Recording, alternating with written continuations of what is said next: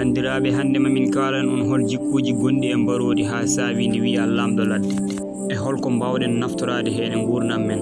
Gando goto mawɗo wi kulol ɓurgol mawnude aduna ko hulde miijoji yimɓeɓe. So yi ha natti hulde miijoji yimɓeɓe a natti wonde jawdi hankadi ka mbarodi, saabu mbarodi rewata hay goto. Kala décision ngaji kañum ƴettanta ɗum hoore mum e gurdam mum, te hulata haydara. Ko mbarodi waɗi lamɗo ladde, firtani ko kañum ɓuuri yawde kulle keddiɗi ɗe walla ko kañum ɓuuri ɗe. Woniri lamɗo ladde ko jikkuji gonɗi e mum ɗi ala e jikkuji kulle keddiɗe ɗe. Ardi hen ko jamaragal ngal alda hay e kulol gotol. Jamaragal woni jikku ɓurɗo tengtude e mbarodi. Ɗum saabi neɗɗo so woni jambaro wiye mbarodi. Mbarodi ɗaccata mukk kala ko metti hayso ko lelli nogas taari ɗum walla boyuji nogas ɗaccata mukk ɗi mbara ɗum. Hare nde gasata so wona ɗi mbarandi walla ndi waraɗi. Jangen hene aduna hoto meɗ accude kala ko faaɗi walla kala ko metti ñande fof dog paya e ko jiɗɗa ko. Ina gasa a etima duuɓi haydara wonani, a tanka aɗa gonɗine ma yettoɗo jiɗɗa yettade ɗo, aɗa ɓeydo dañde chance ngam jettoɗa ɗon. Kon jokku ngam jettoɗa ɗo jiɗɗa yettade ɗo e kala ko wawi kewde. ɗimmel ngel woni hoolade hoore mum.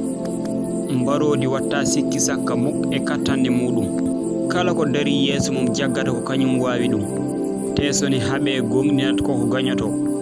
Jangen hen neɗɗo fotani wadde sikki sakka mukk e gonɗingol mum e mbawka mum, ngam o yetto ɗo yiɗi yettade ɗo. A wawa fawade yimɓeɓe mukk ngam daña ko jiɗɗa ko.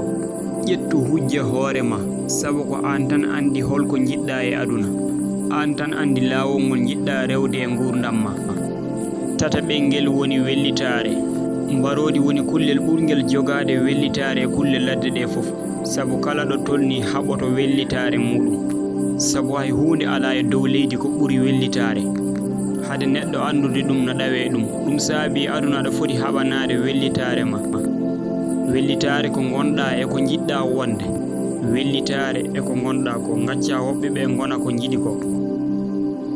Nayaɓe ngel woni ndenka. Mbarodi renat kala ko waɗi valeur e muɗum, woni ɓiyum e ñamde mum. Kala ne jiɗɗa yettade e ɗen gueɗe ɗiɗi hen gotel, ya taw aɗa pari haɓede, saabu ko fittano mum fawata hen ngam reena ɗum. Kono neɗɗo fof ene foti haɓanade ngam heɓa ko yiɗi ko. Kono kadi aɗa foti haɓanede ko waɗata gurdam ma valeur e nder aduna ma.